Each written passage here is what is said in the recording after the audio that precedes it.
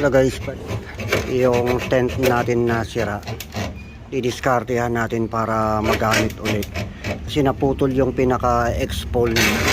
So ginawa namin yung sira na accessories ng tent ay kinuha namin para idugtong doon sa isang X-pole at magkaroon ng kapartner yung isang pole. So ginawa namin, kumuha kami ng maiksi. Ayan. Pwede na yun? Hindi, okay na yun kasi gagawa natin. Ayan. So, dalawa yan, partner. O kung mapapansin niyo, ito putol. Ito siya, putol siya. Putol. Ayan, kaya kailangan natin ng X papunta dito. Nakagaya nito. Kagaya niyan. So, pwede pa yan. Pagka may nasira, kayang gawa ng paraan yan. Dalawa pala yan Jun. Pati ito oh, dalawa siya. Yan yung ipapalit natin. May tama din siya. Patitibayin na lang ito. Ayan. Kaya lang kasi mas mahaba tong isa. Mas mahaba siya. Ayan. Kaya gagawin namin, dudugtungan yung magkabilaan. Ito yung pandudugtong namin. Ayan guys, ang ginawa natin para patibayin yung mahina na, kagaya nito, mahina na yung pinakagitna. Ang ginawa natin, kumuha tayo ng isang part nitong sira na bakal na to, then kinating natin yung gitna, saka natin ikinlamp dito. Kaya mapapansin mo, ayan, meron siyang nakalagay na bakal na hinati. So gagawin namin ito, tatalian na lang to ng alambre para tumibay siya. Then ginawa namin, binutasan namin dito.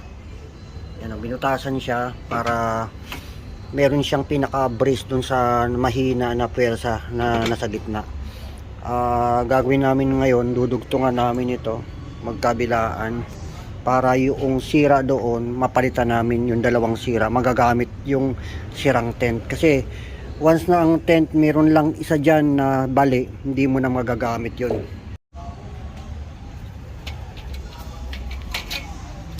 Ilagyan natin na ng alambre para yung nilagay natin na bakal para pampatibay ay nakafix siya.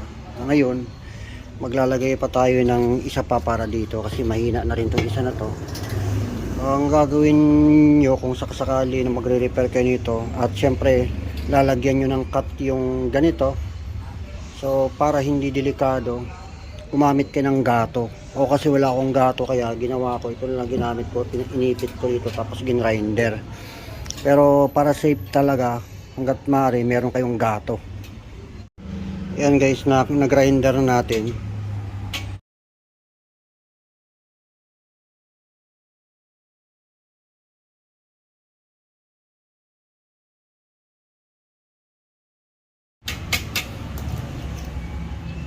Ayan, dinugtungan na namin, no, magkabilaan ng dugtong kasi yun yung haba na kailangan namin na i-provide para magpantay siya doon sa kapartner niya. Yan guys, nakabit na natin, okay na. So magagamit na ulit yung tent. Yan, buo na ulit yung ating tent na nasira noong nakaraan. Mababa pa lang siya, tapos ang gagawin niyan, iaangat yan sabay-sabay.